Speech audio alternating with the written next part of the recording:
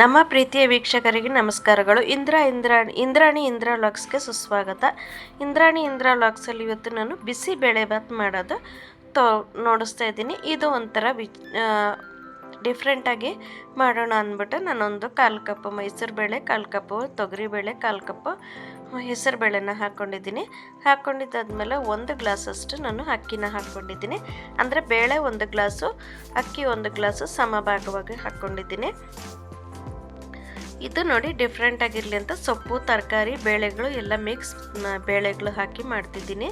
ಇದಕ್ಕೆ ನಾನು ಒಂದು ಅರ್ಧ ಕಟ್ಟ ಅರವೆ ಸೊಪ್ಪು ಹಾಕ್ಕೊಂಡಿದ್ದೀನಿ, ಸ್ವಲ್ಪ ಕೊತ್ತಂಬರಿ ಹಾಕಿದ್ದೀನಿ, ಒಂದು ಸ್ವಲ್ಪ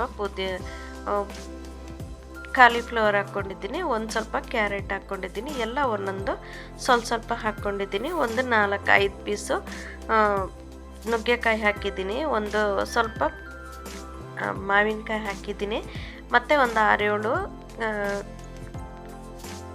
ತುಂಡು ಬಸಳೆ ಸೊಪ್ಪು ಹಾಕಿದ್ದೀನಿ, ಒಂದು ಈರುಳ್ಳಿನ ಹಾಕ್ಕೊಂಡಿದ್ದೀನಿ, ಒಂದು 5-6 ಬೀನ್ಸ್ ಹಾಕ್ಕೊಂಡಿದ್ದೀನಿ, ಸ್ವಲ್ಪ ನೌಕಲ್ ಹಾಕ್ಕೊಂಡಿದ್ದೀನಿ. ಬೀನ್ಸು ಒಂದು 10 ಬೀನ್ಸ್ ಹಾಕ್ಕೊಂಡಿದ್ದೀನಿ, ನೌಕಲ್ ಹಾಕ್ಕೊಂಡ್ಮೇಲೆ ನೋಡಿ ಇವಾಗ ಸ್ವಲ್ಪ ಕೊತ್ತಂಬರಿನ ಕೂಡ, ಕರಿಬೇವಿನ ಸೊಪ್ಪು ಕೂಡ ಹಾಕ್ಕೊಳ್ತಾ ಇದ್ದೀನಿ, ಕೊತ್ತಂಬರಿ ಕೂಡ ಸ್ವಲ್ಪ ಹಾಕಿದ್ದೀನಿ. ಇವಾಗ ಒಂದು ಅರ್ಧ ಟೀ ಸ್ಪೂನಷ್ಟು ನಾನು ಉಪ್ಪನ್ನ ಹಾಕ್ಕೊಳ್ತಾ ಇದ್ದೀನಿ. ಉಪ್ಪನ್ನ ಹಾಕಿ ರುಚಿಗೆ ತಕ್ಕಷ್ಟು ಉಪ್ಪನ್ನ ಹಾಕ್ಕೊಳ್ಳೋಣ. ಉಪ್ಪನ್ನ ಹಾಕ್ಕೊಂಡು ನಾವು ನೋಡಿ ಎಣ್ಣೆ ಹಾಕ್ಕೊಳ್ತಾ ಇದ್ದೀನಿ 1 ಸ್ಪೂನಷ್ಟು, ಯಾಕಂದರೆ ಬೇಳೆ ಹಾಕಿದ್ದೀವಲ್ಲ ಬೇಯಬೇಕಲ್ಲ, ಅದಕ್ಕೆ ನಾನು 1 ಭಾಗ ಅಕ್ಕಿಗೆ ನಾನು 4 ಭಾಗ ನೀರನ್ನು ಹಾಕ್ತಾಯಿದ್ದೀನಿ. ಅಂದರೆ 2 ಗ್ಲಾಸ್ ಅಕ್ಕಿಗೆ ನಾನು 1 ಗ್ಲಾಸ್ ಅಕ್ಕಿ, 1 ಗ್ಲಾಸ್ ಬೇಳೆಗೆ ನಾನು 6 ಗ್ಲಾಸ್ ನೀರು ಹಾಕ್ಕೊಳ್ತಾ ಇದ್ದೀನಿ. 6 ಗ್ಲಾಸ್ ನೀರನ್ನು ಹಾಕ್ಕೊಂಡು ನಾವು ಲೈಟಾಗಿ ಎಲ್ಲ ಚೆನ್ನಾಗಿ ತಿರುಗಿಸ್ಕೊಂಡು ನಾವು ಒಂದು 3 ವಿಷಲ್ ಬರ್ಸ್ಕೊಳ್ಳೋಣ. 3 ವಿಷಲ್ ಬರ್ಸ್ಕೊಳ್ಳೋದಕ್ಕೆ ಅನ್ನ ಮತ್ತು ಎಲ್ಲ ನಮಗೆ ಕರೆಕ್ಟಾಗಿ ಬೆಂದಿರುತ್ತೆ. ನಾವು ಪೊಂಗಲ್ಗೆ ಯಾವ ಥರ ಬೇಯಿಸ್ಕೊಳ್ತೀವೋ ಆ ಥರ ಬೇಯಿಸ್ಕೋಬೇಕಾಗುತ್ತೆ, ಮೆತ್ತಗೆ ಬೇಯಿಸ್ಕೋಬೇಕಾಗುತ್ತೆ. ನೋಡಿ 3 ವಿಷಲ್ ಬಂದಾಗಿದೆ, ಕುಕ್ಕರ್ ತಣ್ಣಗಾಗಿದೆ, ನೋಡಿ ಯಾವ ಥರ ಬೆಂದಿದೆ ಅಂಥೇಳಿ. ಇದು ನುಗ್ಗೆಕಾಯಿ ಹಾಕಿರ್ತೀವಲ್ಲ, ನುಗ್ಗೆಕಾಯಿ ಹೊಡ್ಕೋಬಾರ್ದು, ನಾವು ನಿಧಾನಕ್ಕೆ ನೋಡ್ಕೋಬೇಕು. ನೋಡಿ ಈ ಥರ ಇದೆ. ಈ ಥರ ಇದ್ಮೇಲೆ ನಾನು ಇನ್ನೊಂದು ಸರಿ ಬಿಸಿಬೇಳೆ ಬಾತು ಪೌಡ್ರ್ ಮಾಡೋದನ್ನು ತೋರಿಸ್ತೀನಿ. ನೋಡಿ ಪೌಡ್ರ್ ಮಾಡಿ ಮನೆಯಲ್ಲೇ ಮಾಡಿರೋಂಥ ಪೌಡರ್ ಇದು. ಇದಕ್ಕೆ ಹಾಕೋಂಥದ್ದು ನೋಡಿ, ಇಷ್ಟು ಮಾತ್ರ ಅನ್ನ ಬೆಂದಿರಬೇಕು. ಇಷ್ಟು ಬೆಂದಾಗ ನಮಗೆ ಅನ್ನನೂ ಬಾಯಿಗೆ ಸಿಗೋಂಗಿರಬೇಕು, ನುಣ್ಣಗಾಗಿರಬೇಕು. ಇವಾಗ ನೋಡಿ ನಾನು 2 ಸ್ಪೂನಷ್ಟು ಎಣ್ಣೆ ಹಾಕ್ಕೊಳ್ತೀನಿ. 2 ಸ್ಪೂನಷ್ಟು ಎಣ್ಣೆ ಹಾಕ್ಕೊಂಡು ನೋಡಿ ಸಾಸಿವೆ, ಒಂದು ಅರ್ಧ ಟೀ ಸ್ಪೂನಷ್ಟು ಸಾಸಿವೆ, ಅರ್ಧ ಟೀ ಸ್ಪೂನಷ್ಟು ಜೀರಿಗೆ. ನಾವು ಸಾರಿಗೆ ಯಾವ ಥರ ಒಗ್ಗರಣೆ ಹಾಕ್ಕೊಳ್ತೀವೋ ಅದೇ ರೀತಿ ಒಗ್ಗರಣೆ ಹಾಕ್ಕೋಬೇಕಾಗುತ್ತೆ. ಇದಾದಮೇಲೆ ಸ್ವಲ್ಪ ಕಡಲೆಬೇಳೆ, ನಿಮಗೆ ಬೇಕಾದರೆ ಹಾಕ್ಬೋದು, ಇಲ್ಲಾಂದರೆ ಸ್ಕಿಪ್ ಮಾಡ್ಕೋಬೋದು. ಕಡಲೆಬೇಳೆ, ಒಂದು ಸ್ವಲ್ಪ ಈರುಳ್ಳಿ, ಇದು ಒಗ್ಗರಣೆಗೆ ಸುಮ್ಮನೆ ಮಿಕ್ಸ್ ಮಾಡೋದಕ್ಕೆ ಅಂತೇಳಿ, ಹಾಕಲಿಲ್ಲ ಅಂದರೂ ಪರವಾಗಿಲ್ಲ. ನೋಡಿ ಈರುಳ್ಳಿ ಇದು ಸ್ವಲ್ಪ ಟ್ರಾನ್ಸ್ಪರೆಂಟ್ ಆಗೋವರೆಗೂ ಹುರ್ಕೊಳ್ಳೋಣ. ಇದಕ್ಕೆ ನಾನೊಂದು 6 ಒಣಗಿದ ಮೆಣಸಿನ್ಕಾಯಿನ ಹಾಕ್ಕೊಳ್ತೀನಿ. ಒಣಗಿದ ಮೆಣಸಿನ್ಕಾಯಿ ನಾವು ಕಂಪಲ್ಸರಿ ಹಾಕಬೇಕು. ನಿಮಗೆ ಬ್ಯಾಡಿಗೆ ಮೆಣಸಿನ್ಕಾಯಿ ಇದ್ದರೆ ಕೂಡ 1-2 ಮುರಿದು ಹಾಕ್ಬೋದು. ನನ್ನ ಹತ್ರ ಖಾಲಿಯಾಗಿದೆ, ಹಂಗಾಗಿ ಹಾಕಿಲ್ಲ.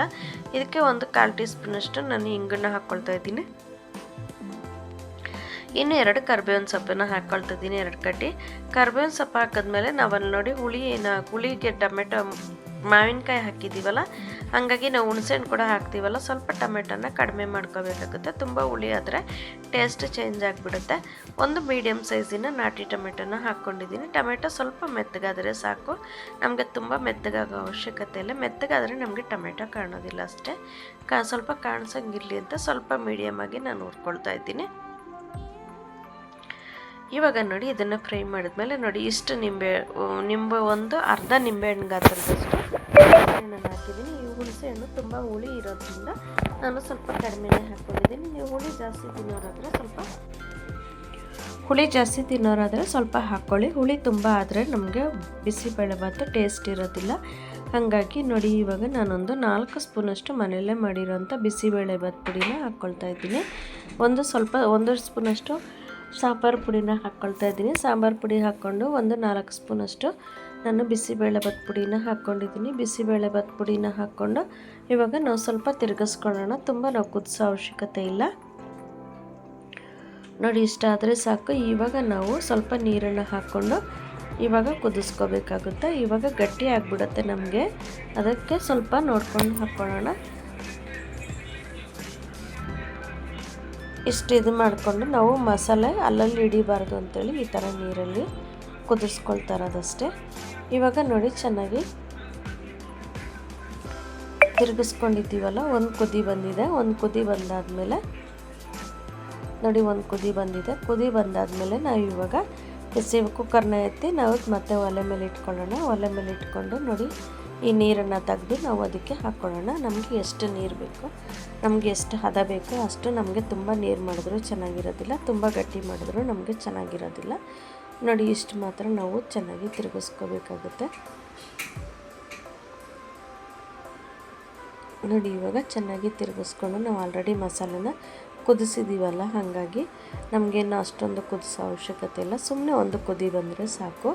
ಇವಾಗ ನಾವು ಈ ಹದ ಇದ್ದರೆ ಕರೆಕ್ಟಾಗಿರುತ್ತೆ, ನಮಗೆ ಊಟ ತಿಂಡಿ ತಿನ್ನೋದಕ್ಕೆ ಕರೆಕ್ಟಾಗಿರುತ್ತೆ. ಇದಕ್ಕೆ ಜೊತೆಗೆ ನಾವು ಖಾರ ಬುಂದಿ ಆಗಲಿ, ಆಲೂಗಡ್ಡೆ ಚಿಪ್ಸ್ ಹತ್ರ ಆಗಲಿ ಅಥವಾ ಬೋಂಡಾ ಬಜ್ಜಿ ಏನಾದರೂ ಇದ್ದರೆ ಚೆನ್ನಾಗಿರುತ್ತೆ, ಅಥವಾ ಕಾಯಿ ಚಟ್ನಿ ಇದ್ದರೂ ತುಂಬ ಚೆನ್ನಾಗಿರುತ್ತೆ.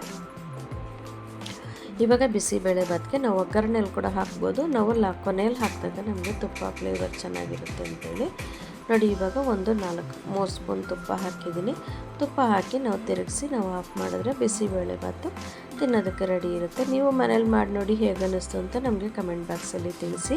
ನಮ್ಮ ವಿಡಿಯೋನ ಯಾರಾದರೂ ಮೊದಲನೇ ಸರಿ ನೋಡ್ತಿದ್ರೆ ದಯವಿಟ್ಟು ಕಮೆಂಟ್ ಮಾಡಿ, ಲೈಕ್ ಮಾಡಿ, ಶೇರ್ ಮಾಡಿ. ನೋಡಿ ಸ್ವಲ್ಪ ಕೊತ್ತಂಬರಿ ಹಾಕ್ಕೊಂಡಿದ್ದೆ, ನೀವು ಬೇಕಾದ್ರೆ ಹಾಕಿಲ್ಲ ಅಂದರೆ ಸ್ಕಿಪ್ ಮಾಡ್ಬೋದು. ನಮ್ಮ ವಿಡಿಯೋನ ಕೊನೆ ತನಕ ನೋಡಿರೋದಕ್ಕಾಗಿ ಧನ್ಯವಾದಗಳು ವೀಕ್ಷಕರೇ. ನಮಸ್ಕಾರ. ಲೈಕ್ ಮಾಡೋದನ್ನು ಮರಿಬೇಡಿ, ಸಬ್ಸ್ಕ್ರೈಬ್ ಮಾಡೋದನ್ನು ಮರಿಬೇಡಿ, ಪಕ್ಕದಲ್ಲಿರೋ ಬೆಲ್ ಬಟನ್ನ ಮರೆಯದೇನೆ ಒತ್ತಿ. ದಯವಿಟ್ಟು ನಮಸ್ಕಾರ.